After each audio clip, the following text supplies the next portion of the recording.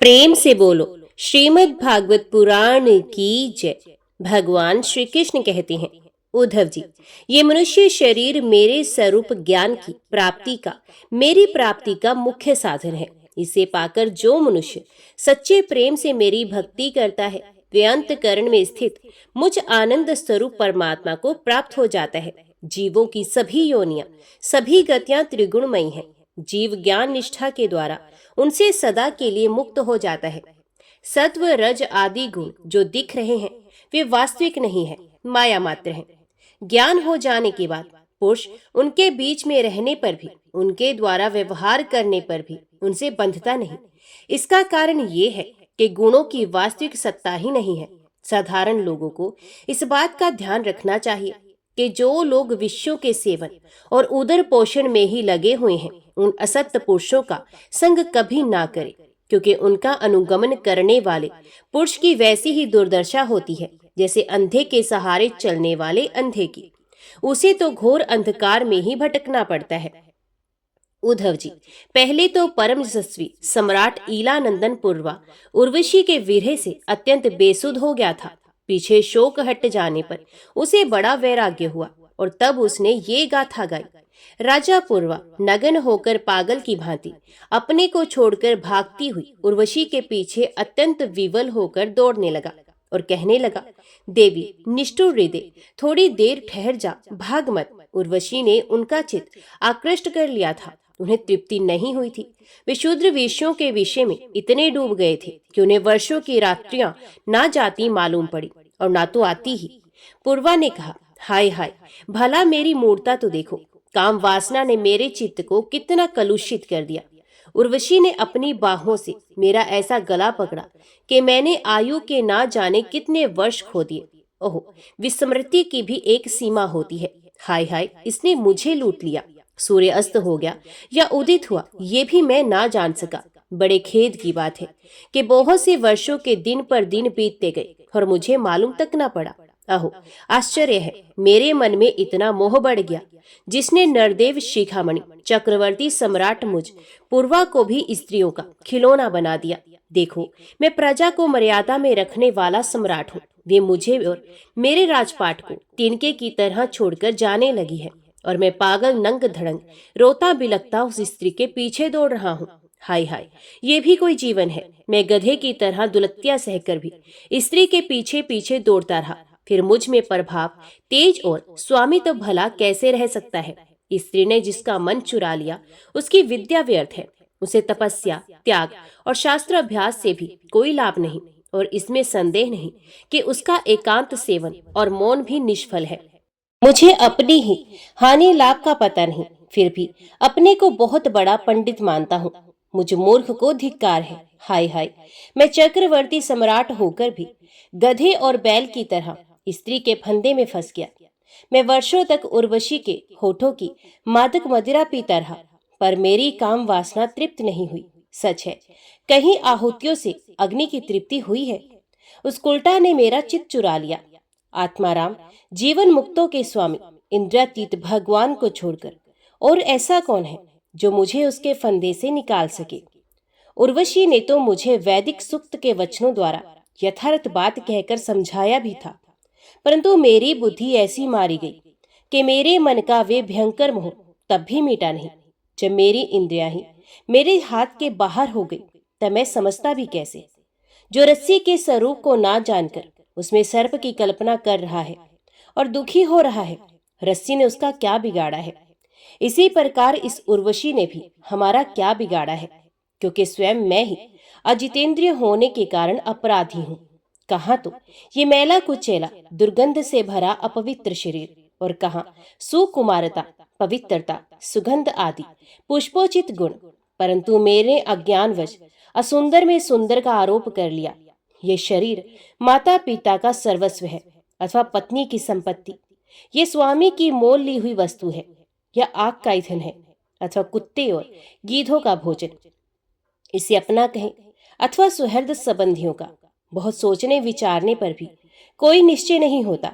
ये शरीर मलमूत्र से भरा हुआ अत्यंत अपवित्र है। इसका अंत यही है कि पक्षी खाकर विष्ठा कर दे। इसके सड़ जाने पर, इसमें कीड़े पड़ जाए अथवा जला देने पर ये राख का ढेर हो जाए। ऐसे शरीर पर लोग लट्टू हो जाते हैं और कहने लगते हैं, अहो, इस स्त्री का मुखड़ा कितना सुंदर है, नाक कितनी सुघड़ है और मंद मंद मुस्कान कितनी मनोहर है। ये शरीर त्वचा, मांस, रुधिर, स्नायु, मेदा, मज्जा और हड्डियों का ढेर और मल मूत्र तथा पीप से भरा हुआ है। यदि मनुष्य इसमें रमता है तो मल मूत्र के कीड़ों और उसमें अंतर ही क्या है। इसलिए अपनी भलाई समझने वाले विवेकी मनुष्य को चाहिए कि स्त्रियों और स्त्री लंपट पुरुषों का संग ना करे। विषयों और इंद्रियों के संयोग से ही मन में विकार होता है, अन्यथा विकार का कोई अवसर ही नहीं है। जो वस्तु कभी देखी या सुनी नहीं गई है उसके लिए मन में विकार नहीं होता। जो लोग विषयों के साथ इंद्रियों का संयोग नहीं होने देते उनका मन अपने आप निश्चल होकर शांत हो जाता है। अतः वाणी, कान और मन आदि इंद्रियों से स्त्रियों और स्त्री लंपटों का संग कभी नहीं करना चाहिए। मेरे जैसे लोगों की तो बात ही क्या, बड़े बड़े विद्वानों के लिए भी अपनी इंद्रियां और मन विश्वसनीय नहीं है। भगवान श्री कृष्ण कहते हैं, उद्धव जी, राजराजेश्वर पूर्वा के मन में जब इस तरह के उद्गार उठने लगे तब उसने उर्वशी लोक का परित्याग कर दिया। अब ज्ञान उदय होने के कारण उसका मोह जाता रहा और उसने अपने हृदय में ही आत्म स्वरूप से मेरा साक्षात्कार कर लिया और वे शांत भाव में स्थित हो गया। इसलिए बुद्धिमान पुरुष को चाहिए कि पूर्वा की भांति कुसंग छोड़कर सत्पुरुषों का संग करे। संत पुरुष अपने सद उपदेशों से उसके मन की आसक्ति नष्ट कर देंगे। संत पुरुषों का लक्षण ये है कि उन्हें कभी किसी वस्तु की अपेक्षा नहीं होती। उनका चित्त मुझ में लगा रहता है। उनके हृदय में शांति का अगाध समुद्र लहराता रहता है। वे सदा सर्वदा सर्वत्र सब में सब रूप से स्थित भगवान का ही दर्शन करते हैं। उनमें अहंकार का लेश भी नहीं होता। फिर ममता की तो संभावना ही कहाँ है। वे सर्दी, गर्मी, सुख, दुख आदि द्वंद्वों में एक रस रहते हैं तथा बौद्धिक, मानसिक, शारीरिक और पदार्थ संबंधी किसी प्रकार का भी परिग्रह नहीं रखते। परम भाग्यवान उद्धव जी, संतों के सौभाग्य की महिमा कौन कहे। उनके पास सदा सर्वदा मेरी लीला कथाएं हुआ करती हैं। मेरी कथाएं मनुष्यों के लिए परम हितकर हैं। जो उनका सेवन करते हैं उसके सारे पाप तापों को वे धो डालती हैं। जो लोग आदर और श्रद्धा से मेरी लीला कथाओं का श्रवण, गान और अनुमोदन करते हैं वे मेरे प्राण हो जाते हैं और मेरी अनन्य प्रेम में भक्ति प्राप्त कर लेते हैं। उद्धव जी, मैं अनंत अचिंत्य कल्याण में गुण गणों का आश्रय हूँ। मेरा स्वरूप है केवल आनंद, केवल अनुभव, विशुद्धात्मा। मैं साक्षात पर ब्रह्म हूँ। जिसे मेरी भक्ति मिल गई वे तो संत हो गया, अब उसे कुछ भी पाना शेष नहीं। उनकी तो बात ही क्या, जिसने उन संत पुरुषों की शरण ग्रहण कर ली उसकी भी कर्म जड़ता, संसार भय और अज्ञान आदि सर्वथा निर्वर्त हो जाते हैं। भला जिसने अग्नि भगवान का आश्रय ले लिया उसे शीत, भय अथवा अंधकार का दुख हो सकता है। जो इस घोर संसार सागर में डूब उतर रहा हो उसके लिए ब्रह्मवेत्ता और शांत संत ही एकमात्र आश्रय है। जैसे जल में डूब रहे लोगों के लिए दृढ़ नौका, जैसे अन्न से प्राणियों के प्राण की रक्षा होती है, जैसे मैं ही दीन दुखियों का परम रक्षक हूँ, जैसे मनुष्य के लिए परलोक में धर्म की एकमात्र पूंजी है, वैसे ही जो लोग संसार से भयभीत हैं उनके लिए संत जन ही परम आश्रय हैं। जैसे सूर्य आकाश में उदय होकर लोगों को जगत तथा अपने को देखने के लिए नेत्रदान करता है, वैसे ही संत पुरुष अपने को तथा भगवान को देखने के लिए अंतर्दृष्टि देते हैं। संत अनुग्रहशील देवता है। संत अपने हितैषी सुहृद है। संत अपने प्रियतम आत्मा है और अधिक क्या कहूँ, स्वयं मैं ही संत के रूप में विद्यमान हूँ। प्रिय उद्धव, आत्म साक्षात्कार होते ही ईलानंदर पूर्वा को उर्वशी के लोक की सप्रहा न रही। उसकी सारी आसक्तियां मिट गई और वे आत्माराम होकर स्वच्छंद रूप से इस पृथ्वी पर विचरण करने लगे। उद्धव जी ने पूछा, भक्त वत्सल श्री कृष्ण, जिस क्रिया योग का आश्रय लेकर जो भक्तजन जिस प्रकार से, जिस उद्देश्य से आपकी अर्चना पूजा करते हैं, आप अपने उस आराधना रूप क्रिया योग का वर्णन कीजिए।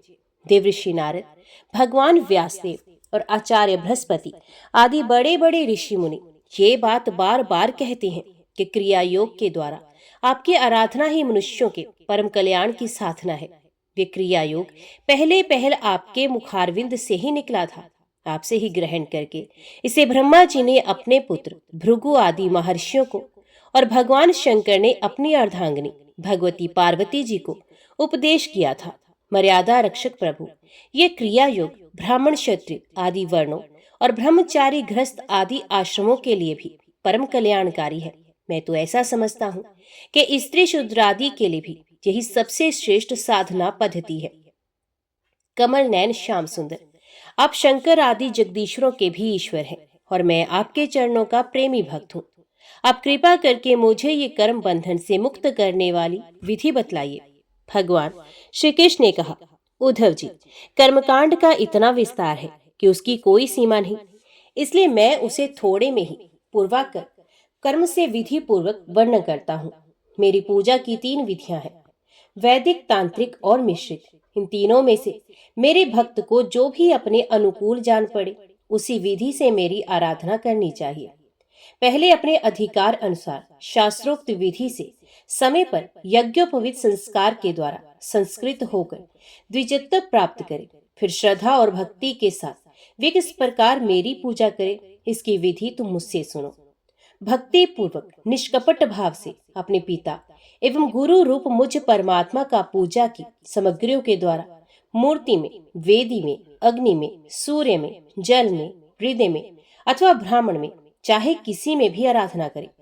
उपासक को चाहिए कि प्रातः काल दातुन करके पहले शरीर शुद्धि के लिए स्नान करे और फिर वैदिक और तांत्रिक दोनों प्रकार के मंत्रों से मिट्टी और भस्म आदि का लेप करके पुनः स्नान करे।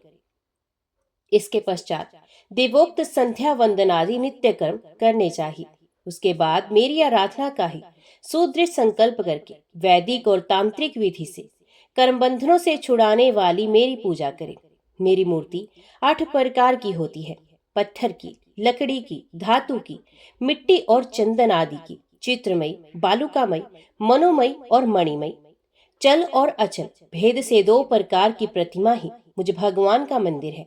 उद्धव जी, अचल प्रतिमा के पूजन में प्रतिदिन आवाहन और विसर्जन नहीं करना चाहिए। चल प्रतिमा के संबंध में विकल्प है, चाहे करे और चाहे ना करे, परंतु बालकामयी प्रतिमा में तो आवाहन और विसर्जन प्रतिदिन ही करना चाहिए। मिट्टी और चंदन की तथा चित्र में प्रतिमाओं को स्नान ना कराएं, केवल मार्जन कर दे, परंतु और सबको स्नान कराना चाहिए। प्रसिद्ध पदार्थों में, प्रतिमा आदि में मेरी पूजा की जाती है, परंतु जो निष्काम भक्त हैं वे अनायास प्राप्त पदार्थों से और भावना मात्र से ही हृदय में मेरी पूजा कर लें। उद्धव जी, स्नान, वस्त्र, आभूषण आदि तो पाषाण अथवा धातु की प्रतिमा के पूजन में ही उपयोगी हैं। बालुकामयी मूर्ति अथवा मिट्टी की वेदी में पूजा करनी हो तो उसमें मंत्रों के द्वारा अंग और उसके प्रधान देवताओं की यथास्थान पूजा करनी चाहिए तथा अग्नि में पूजा करनी हो तो घृत मिश्रित हवन सामग्रियों से आहुति देनी चाहिए। सूर्य को प्रतीक मानकर की जाने वाली उपासना में मुख्यतः अर्घ्यदान एवं उपस्थान ही प्रिय है और जल में तर्पण आदि से मेरी उपासना करनी चाहिए। जब मुझे कोई भक्त हार्दिक श्रद्धा से जल भी चढ़ाता है तब मैं उसे बड़े प्रेम से स्वीकार करता हूँ। यदि कोई अभक्त मुझे बहुत सी सामग्रियां निवेदन करे तो भी मैं उसे संतुष्ट नहीं होता। जब मैं भक्ति श्रद्धा पूर्वक समर्पित जल से ही प्रसन्न हो जाता हूँ तब गंध, पुष्प, धूप, दीप और नैवेद्य आदि वस्तुओं के समर्पण से तो कहना ही क्या है।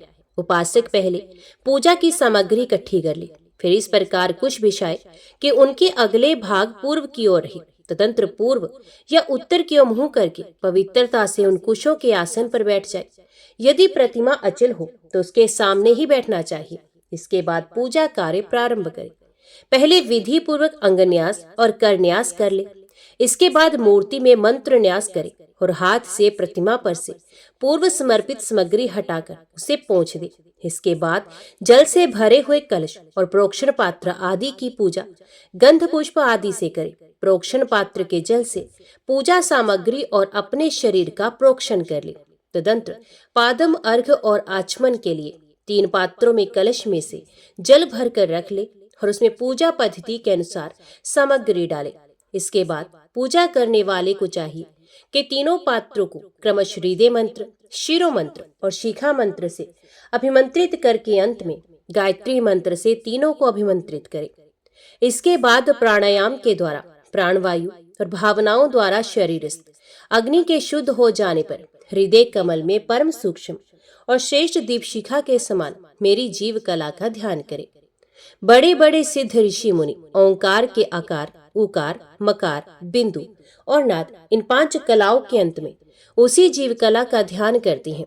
वह जीव कला आत्म स्वरूपिणी है। जब उसके तेज से सारा अंतकरण और शरीर भर जाए तब मानसिक उपचारों से मन ही मन उसकी पूजा करनी चाहिए। तदंतर तन्मय होकर मेरा आवाहन करे और प्रतिमा आदि में स्थापना करे। फिर मंत्रों के द्वारा अंग न्यास करके उसमें मेरी पूजा करे। उद्धव जी, मेरे आसन में धर्म आदि गुणों और विमला आदि शक्तियों की भावना करे, अर्थात आसन के चारों कोनों में धर्म, ज्ञान, वैराग्य और ऐश्वर्य रूप 4 पाए हैं। अधर्म, अज्ञान, अवैराग्य और अनैश्वर्य ये चारों दिशाओं में डंडे हैं। सत्व, रज, तम रूप 3 पटरानियों की बनी हुई पीठ है। उस पर विमला, उत्कर्षिणी, ज्ञान, क्रिया, योग, प्रहिवी, सत्या, ईशाना और अनुग्रह ये 9 शक्तियां विराजमान है। उस आसन पर एक अष्टदल कमल है। उसकी कर्णिका अत्यंत प्रकाशमान है और पीली पीली केसरों की छटा निराली ही है। आसन के संबंध में ऐसी भावना करके पादम आचमनीय और अर्घ्य आदि उपचार प्रस्तुत करें। तदंतर भोग और मोक्ष की सिद्धि के लिए वैदिक और तांत्रिक विधि से मेरी पूजा करें। सुदर्शन चक्र, पांचजन्य शंख, कौमोद की गदा, खड़ग, बाण, धनुष, हल, मूसल इन 8 आयुधों की पूजा 8 दिशाओं में करें और कौस्तुभ मणि, वैजयंती माला तथा श्रीवत्स चिन्ह की वक्षस्थल पर यथास्थान पूजा करें। नंद, सुनंद, प्रचंड, चंड, महाबल, बल, कुमुद और कुमुदेक्षण इन 8 पार्षदों की 8 दिशाओं में गरुड़ की सामने, दुर्गा, विनायक, व्यास और विश्वक्सेन की चारों कोनों में स्थापना करके पूजा करें। बाईं ओर गुरु की और यथाक्रम पूर्वादि दिशाओं में इंद्रादि 8 लोकपालों की स्थापना करके प्रोक्षण, अर्घ्यदान आदि क्रम से उनकी पूजा करनी चाहिए। प्रिय उद्धव, यदि सामर्थ्य हो तो प्रतिदिन चंदन, खस, कपूर, केसर और अर्गजा आदि सुगंधित वस्तुओं द्वारा सुवासित जल से मुझे स्नान कराएं और उस समय स्वर्ण घ्रम इत्यादि मंत्रों का जप करें। मेरा भक्त वस्त्र, यज्ञोपवीत, आभूषण, पत्र, माला, गंध और चंदन आदि से प्रेम पूर्वक यथावत मेरा श्रृंगार करे। उपासक श्रद्धा के साथ मुझे पादम, आचमन, चंदन, पुष्प, अक्षर, धूप, दीप आदि सामग्रियां समर्पित करे। यदि हो सके तो गुड़, खीर, घृत, पूड़ी, पुए, लड्डू, हलवा, दही और दाल आदि विविध व्यंजनों का नैवेद्य लगाए। भगवान के विग्रह को दत्वन कराए, उपटन लगाए, पंचामृत से स्नान कराए, सुगंधित पदार्थों का लेप करे, दर्पण दिखाए, भोग लगाए और शक्ति हो तो प्रतिदिन अथवा पर्वों के अवसर पर नाचने, गाने आदि का भी प्रबंध करे। उद्धव जी, तदंतर पूजा के बाद शास्त्रोक्त विधि से बने हुए कुंड में अग्नि की स्थापना करें। वे कुंड मेखला, गर्द और वेदी से शोभायमान हो। उसमें हाथ की इस हवा से अग्नि प्रज्वलित करके उसका परिसमोहन करें, अर्थात उसे एकत्रित कर दें। वेदी के चारों ओर कुशकंडिका करके अर्थात चारों ओर 20-20 कुश बिछाकर मंत्र पढ़ता हुआ उन पर जल छिड़के।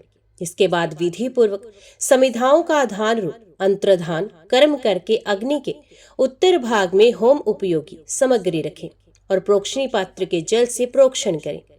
तदंतर अग्नि में मेरा इस प्रकार ध्यान करें। मेरी मूर्ति तपाए हुए सोने के समान दम दम दमक रही है। रोम रोम से शांति की वर्षा हो रही है। लंबी और विशाल 4 भुजाएं शोभायमान है। उनमें शंख, चक्र, गदा, पद्म विराजमान है। कमल की केसर के समान पीला पीला वस्त्र फहरा रहा है। सर पर मुकुट, कलाइयों में कंगन, कमर में करधनी और बाहों में बाजूबंद झिलमिला रहे हैं। वक्षस्थल पर श्रीवत्स का चिन्ह है। गले में कौस्तुभ मणि जगमगा रही है। घुटनों तक वनमाला लटक रही है। अग्नि में मेरी इस मूर्ति का ध्यान करके पूजा करनी चाहिए। इसके बाद सूखी समिधाओं को घृत में डुबोकर आहुति दे और अजय भाग और आघार नामक 2-2 आहुतियों से और भी हवन करें। तदंतर घी से भिगोकर अन्य हवन सामग्रियों से आहुति दे। इसके बाद अपने इष्ट मंत्र से अथवा ओम नमो नारायण इस अष्टाक्षर मंत्र से तथा पुरुष सूक्त के 16 मंत्रों से हवन करे। बुद्धिमान पुरुष को चाहिए कि धर्म आदि देवताओं के लिए भी विधि पूर्वक मंत्रों से हवन करे और स्विष्टकृत आहुति भी दे। इस प्रकार अग्नि में अंतर्यामी रूप से स्थित भगवान की पूजा करके उन्हें नमस्कार करे और नंद सुनंद आदि पार्षदों की 8 दिशाओं में हवन कर्मांग बलि दे। तदंतर प्रतिमा के सम्मुख बैठकर पर ब्रह्म स्वरूप भगवान नारायण का स्मरण करे और भगवत स्वरूप मूल मंत्र ओम नमो नारायण का जप करें। इसके बाद भगवान को आचमन कराएं और उनका प्रसाद विश्वक्सेन को निवेदन करें। इसके पश्चात अपने इष्ट देव की सेवा में सुगंधित तांबूल आदि मुखवास उपस्थित करें तथा पुष्पांजलि समर्पित करें। मेरी लीलाओं को गाएं, उनका वर्णन करें और मेरी ही लीलाओं का अभिनय करें। ये सब करते समय प्रेमोन्त होकर नाचने लगे। मेरी लीला कथाएं स्वयं सुने और दूसरों को भी सुनाएं। कुछ समय तक संसार और उसके रगड़ों झगड़ों को भूलकर मुझ में ही तन्मय हो जाएं। प्राचीन ऋषियों के द्वारा अथवा प्राकृतिक भक्तों के द्वारा बनाए हुए छोटे बड़े स्तव और स्तोत्रों से मेरी स्तुति करके प्रार्थना करें, भगवान आप मुझ पर प्रसन्न हो, मुझे अपने कृपा प्रसाद से सराबार कर दे। तदंतर दंडवत प्रणाम करें, अपना सर मेरे चरणों पर रख दें और अपने दोनों हाथों से दाहिना बाएं से बायां चरण पकड़कर कहें, भगवान इस संसार सागर में मैं डूब रहा हूँ, मृत्यु रूप मगर मेरा पीछा कर रहा है, मैं डरकर आपकी शरण में आया हूँ, प्रभु आप मेरी रक्षा कीजिए। इस प्रकार स्तुति करके मुझे समर्पित की हुई माला आदर के साथ अपने सर पर रखें और उसे मेरा दिया हुआ प्रसाद समझें। यदि विसर्जन करना हो तो ऐसी भावना करनी चाहिए कि प्रतिमा में से एक दिव्य ज्योति निकली है और वह मेरी हृदयस्थ ज्योति में लीन हो गई है। बस यही विसर्जन है। उद्धव जी, जो मनुष्य इस प्रकार वैदिक तांत्रिक क्रिया योग के द्वारा मेरी पूजा करता है वे इस लोक और परलोक में मुझसे अभिष्ट सिद्धि प्राप्त करता है। यदि शक्ति हो तो उपासक सुंदर और सुदृढ़ मंदिर बनवाए और उसमें मेरी प्रतिमा स्थापित करे, सुंदर सुंदर फूलों के बगीचे लगवा दे, नित्य की पूजा, पर्व की यात्रा और बड़े बड़े उत्सवों की व्यवस्था कर दे। जो मनुष्य पर्वों के उत्सव और प्रतिदिन की पूजा लगातार चलने के लिए खेत बाजार नगर अथवा गांव मेरे नाम पर समर्पित कर देते हैं, उन्हें मेरे समान ऐश्वर्य की प्राप्ति होती है। मेरी मूर्ति की प्रतिष्ठा करने से पृथ्वी का क्षत्र राज्य, मंदिर निर्माण से त्रिलोकी का राज्य, पूजा आदि की व्यवस्था करने से ब्रह्मलोक और तीनों के द्वारा मेरी समानता प्राप्त होती है। जो निष्काम भाव से मेरी पूजा करता है उसे मेरा भक्ति योग प्राप्त हो जाता है और उस निरपेक्ष भक्ति योग के द्वारा वे स्वयं मुझे प्राप्त कर लेता है। जो अपनी दी हुई या दूसरों की दी हुई देवता और ब्राह्मण की जीविका हरण करता है वे करोड़ों वर्षों तक विष्टा का कीड़ा होता है। जो लोग ऐसे कामों में सहायता, प्रेरणा अथवा अनुमोदन करते हैं वे भी मरने के बाद प्राप्त करने वाले के समान ही फल के भागीदार होते हैं। यदि उनका हाथ अधिक रहा तो फल भी उन्हें अधिक ही मिलता है। उद्धव जी, यद्यपि व्यवहार में पुरुष और प्रकृति, दृष्टा और दृश्य के भेद से दो प्रकार का जगत जान पड़ता है, तथापि परमार्थ दृष्टि से देखने पर ये सब एक अधिष्ठान स्वरूप ही है। इसलिए किसी के शांत, घोर और मूढ़ स्वभाव तथा उसके अनुसार कर्मों की ना स्तुति करनी चाहिए न ही निंदा, सर्वथा अद्वैत दृष्टि रखनी चाहिए। जो पुरुष दूसरों के स्वभाव और उनके कर्मों की प्रशंसा अथवा निंदा करते हैं वे शीघ्र ही अपने यथार्थ परमार्थ साधन से च्युत हो जाते हैं, क्योंकि साधन तो द्वैत के अभिनिवेश का उसके प्रति सत्यतम बुद्धि का निषेध करता है और प्रशंसा तथा निंदा उसकी सत्यता के भ्रम को और भी दृढ़ करती है। उद्धव जी, सभी इंद्रियां राजस अहंकार के कार्य हैं। जब वे निद्रित हो जाती हैं तब शरीर का अभिमानी जीव चेतना शून्य हो जाता है, अर्थात उसे बाहरी शरीर की स्मृति नहीं रहती। उस समय यदि मन बच रहा तब तो वे सपने के झूठे दृश्यों में भटकने लगता है और वे भी लीन हो गया तब तो जीव मृत्यु के समान गाढ़ निद्रा सुषुप्ति में लीन हो जाता है। वैसे ही सब जीव अपने अद्वितीय आत्म स्वरूप को भूलकर नाना वस्तुओं का दर्शन करने लगता है। तब वे स्वप्न के समान झूठे दृश्यों में फंस जाता है अथवा मृत्यु के समान अज्ञान में लीन हो जाता है। उद्धव जी, जब द्वैत नाम की कोई वस्तु ही नहीं है तब उसमें अमुक वस्तु भली है और अमुक बुरी अथवा इतनी भली और इतनी बुरी है ये प्रश्न ही नहीं उठ सकता। विश्व की सभी वस्तुएं वाणी से कही जा सकती हैं अथवा मन से सोची जा सकती हैं। इसलिए दृश्य एवं अनित्य होने के कारण उनका मिथ्या तत्व तो स्पष्ट ही है। परछाई, प्रतिध्वनि और सीपी आदि में चांदी आदि के आभास यद्यपि हैं तो सर्वथा मिथ्या, परंतु उनके द्वारा मनुष्य के हृदय में भय, कंप आदि का संचार हो जाता है। वैसे ही देह आदि सभी वस्तुएं हैं तो सर्वथा मिथ्या ही, परंतु जब तक ज्ञान के द्वारा इसकी असत्यता का बोध नहीं हो जाता, इनकी अत्यधिक निवृत्ति नहीं हो जाती, तब तक ये भी अज्ञानियों को भयभीत करती रहती हैं। उद्धव जी, जो कुछ प्रत्यक्ष या परोक्ष वस्तु है वे आत्मा ही है, वही सर्वशक्तिमान भी है। जो कुछ विश्व सृष्टि प्रतीत होता है इसका वे निमित्त कारण तो है ही, उपादान कारण भी है। वही रक्षक है और रक्षित भी वही है। सर्वात्मा भगवान ही इसका संहार करती हैं और जिसका संहार होता है वे हैं। अवश्य ही व्यवहार दृष्टि से देखने पर आत्मा इस विश्व से भिन्न है, परंतु आत्म दृष्टि से उसके अतिरिक्त और कोई वस्तु ही नहीं है। उसके अतिरिक्त जो कुछ प्रतीत हो रहा है उसका किसी भी प्रकार निर्वचन नहीं किया जा सकता, और अनवचनीय तो केवल आत्म स्वरूप ही है। इसलिए आत्मा में सृष्टि, स्थिति, संहार अथवा अध्यात्म, अधिदेव और अधिभूत ये तीन तीन प्रकार की प्रतीतियां सर्वथा निर्मूल ही हैं। ना होने पर भी यों ही प्रतीत हो रही हैं। ये सत्व, रज और तम के कारण प्रतीत होने वाली दृष्टा, दर्शन, दृश्य आदि की त्रिविधता माया का खेल है। उद्धव जी, तुमसे मैंने ज्ञान और विज्ञान की उत्तम स्थिति का वर्णन किया है। जो पुरुष मेरे इन वचनों का रहस्य जान लेता है वे ना तो किसी की प्रशंसा करता है ना निंदा। वे जगत में सूर्य के समान संभाव से विचरता रहता है। प्रत्यक्ष, अनुमान, शास्त्र और आत्मानुभूति आदि सभी प्रमाणों से ये सिद्ध है कि ये जगत उत्पत्ति विनाशशील होने के कारण अनित्य एवं असत्य है। ये बात जानकर जगत में असंग भाव से विचरना चाहिए। उद्धव जी ने पूछा, भगवान, आत्मा दृष्टा है और देह है दृश्य। आत्मा स्वयं प्रकाश है और देह है जड़। ऐसी स्थिति में जन्म मृत्यु रूप संसार ना शरीर को हो सकता है ना आत्मा को, परंतु इसका होना भी उपलब्ध होता है। तब ये होता किसे है? आत्मा तो अविनाशी, प्राकृतिक, अप्राकृतिक गुणों से रहित, शुद्ध स्वयं प्रकाश और सभी प्रकार की आवरणों से रहित है तथा विनाशी, सगुण, अशुद्ध, प्राकश्य और आवृत है। आत्मा अग्नि के समान प्रकाशमान है तो शरीर काठ की तरह अचेतन। फिर ये जन्म मृत्यु रूप संसार है किसे? भगवान श्री कृष्ण ने कहा, वस्तुत प्रिय उद्धव, संसार का अस्तित्व नहीं है, तथापि जब तक देह, इंद्रिय और प्राणों के साथ आत्मा के संबंध भ्रांति है तब तक अविवेकी पुरुष को वे सत्य सा स्फुरित होता है।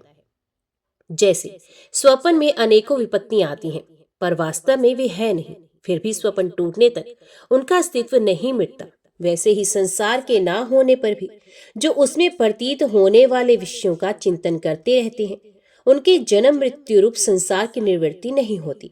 जब मनुष्य स्वप्न देखता रहता है तब नींद टूटने के पहले उसे बड़ी बड़ी विपत्तियों का सामना करना पड़ता है, परंतु जब उसकी नींद टूट जाती है, वे जाग पड़ता है, तब ना तो स्वप्न की विपत्तियां रहती हैं न उनके कारण होने वाले मोह आदि विकार। उद्धव जी, अहंकार ही शोक, हर्ष, भय, क्रोध, लोभ, मोह, स्पृहा और जन्म मृत्यु का शिकार बनता है। आत्मा से तो इनका कोई संबंध ही नहीं है। उद्धव जी, देह, इंद्रियां, प्राण और मन में स्थित आत्मा ही जब उनका अभिमान कर बैठता है, उन्हें अपना स्वरूप मान लेता है, तब उसका नाम जीव हो जाता है। उस सूक्ष्माति सूक्ष्म आत्मा कहीं सूत्रात्मा कहा जाता है और कहीं महतत्व। उसके और भी बहुत से नाम हैं। वही काल रूप परमेश्वर के अधीन होकर जन्म मृत्यु रूप संसार में इधर उधर भटकता रहता है। वास्तव में मन, वाणी, प्राण और शरीर अहंकार के ही कार्य हैं। ये है तो निर्मूल, परंतु देवता, मनुष्य आदि अनेक रूपों में इसकी प्रतीति होती है। मननशील पुरुष उपासना की शान पर चढ़ाकर ज्ञान की तलवार को अत्यंत तीखी बना लेता है और उसके द्वारा देह अभिमान का, अहंकार का मूलोच्छेद करके पृथ्वी में द्विदंत होकर विचरता है। फिर उसमें किसी प्रकार की आशा, तृष्णा नहीं रहती। आत्मा और अनात्मा के स्वरूप को पृथक पृथक भली भांति समझ लेना ही ज्ञान है, क्योंकि विवेक होते ही द्वैत का अस्तित्व मिट जाता है। उसका साधन है तपस्या के द्वारा हृदय को शुद्ध करके वेदादि शास्त्रों का श्रवण करना। इनके अतिरिक्त श्रवण अनुकूल युक्तियां, महापुरुषों के उपदेश और इन दोनों से अविरुद्ध स्वानुभूति भी प्रमाण है। सबका सार यही निकलता है कि इस संसार के आदि में जो था तथा अंत में जो रहेगा, जो इसका मूल कारण और प्रकाशक है, वही अद्वितीय उपाधि शून्य परमात्मा बीच में भी है। उसके अतिरिक्त और कोई वस्तु नहीं है। उद्धव जी, सोने के कंगन, कुंडल आदि बहुत से आभूषण बनते हैं, परंतु जब वे गहने नहीं बने थे तब भी सोना था, और जब नहीं रहेंगे तब भी सोना रहेगा। इसलिए जब बीच में उसके कंगन, कुंडल आदि अनेकों नाम रखकर व्यवहार करते हैं, तब भी वे सोना ही है। ठीक ऐसे ही जगत का आदि, अंत और मध्य मैं ही हूँ। वास्तव में मैं ही सत्य तत्व हूँ। भाई उद्धव, मन की 3 अवस्थाएं होती हैं, जागृत, स्वपन और सुषुप्ति। इन अवस्थाओं के कारण 3 ही गुण हैं, सत्व, रज और तम। और जगत के 3 भेद हैं, अध्यात्म, अधिभूत और अधिदेव। ये सभी त्रिविधताएं जिसकी सत्ता से सत्य के समान प्रतीत होती हैं, और समाधि आदि में ये त्रिविधता ना रहने पर भी जिसकी सत्ता बनी रहती है, वे तुरई तत्व इन तीनों से परे और इनमें अनुगत चौथा ब्रह्म तत्व ही सत्य है, जो उत्पत्ति से पहले नहीं था और प्रलय के पश्चात भी नहीं रहेगा। ऐसा समझना चाहिए कि बीच में भी वे है ही नहीं, केवल कल्पना मात्र, नाम मात्र है। ये निश्चित सत्य है कि जो पदार्थ जिससे बनता है, जिसके द्वारा प्रकाशित होता है, वही उसका वास्तविक स्वरूप है, वही उसकी परमार्थ सत्ता है। ये मेरा दृढ़ निश्चय है। ये जो विकार में राजस सृष्टि है, ये ना होने पर भी दिख रही है, ये स्वयं प्रकाश ब्रह्म ही है। इसलिए इंद्रिय, विषय, मन और पंचभूत आदि जितने चित्र विचित्र नाम रूप है, उनके रूप में ब्रह्म ही प्रतीत हो रहा है। ब्रह्म विचार के साधन है श्रवण, मनन, निधि विन्यासन और स्वानुभूति। उसमें सहायक है आत्मज्ञानी गुरुदेव। इनके द्वारा विचार करके स्पष्ट रूप से देहादि अनात्म पदार्थों का निषेध कर देना चाहिए। इस प्रकार निषेध के द्वारा आत्म विषयक संदेहों को छिन्न भिन्न करके अपनी आनंद स्वरूप आत्मा में ही मगन हो जाए और सब प्रकार की विषय वासनाओं से रहित हो जाए। निषेध करने की प्रक्रिया ये है कि पृथ्वी का विकार होने के कारण शरीर आत्मा नहीं है। इंद्रिय, उनके अधिष्ठात्र देवता प्राण, वायु, जल, अग्नि एवं मन भी आत्मा नहीं है, क्योंकि इनका धारण पोषण शरीर के समान ही अन्न के द्वारा होता है।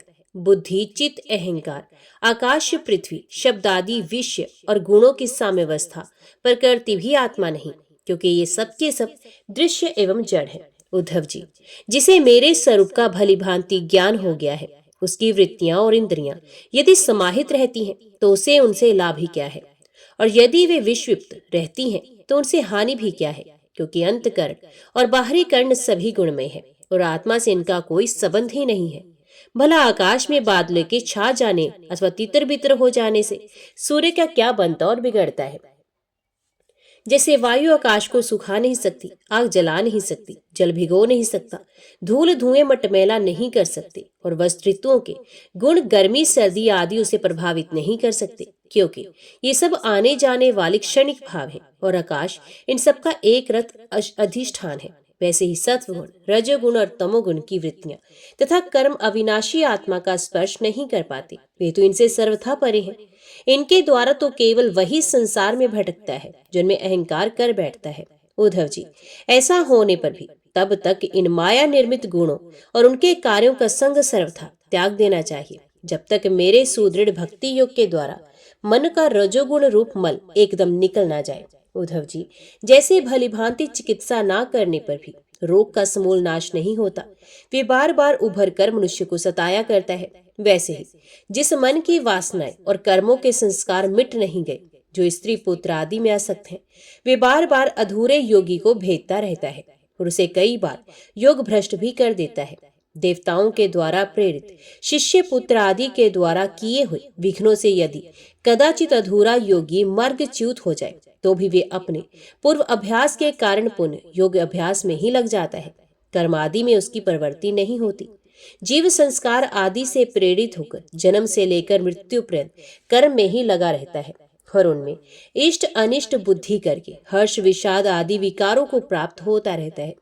परंतु जो तत्व का साक्षात्कार कर लेता है, ये प्रकृति में स्थित रहने पर भी, संस्कार अनुसार कर्म होते रहने पर भी उनमें इष्ट अनिष्ट बुद्धि करके हर्ष विषाद आदि विकारों से युक्त नहीं होता, क्योंकि आनंद स्वरूप आत्मा के साक्षात्कार से उसकी संसार संबंधी सभी आशा तृष्णाएं पहले से ही नष्ट हो चुकी होती हैं।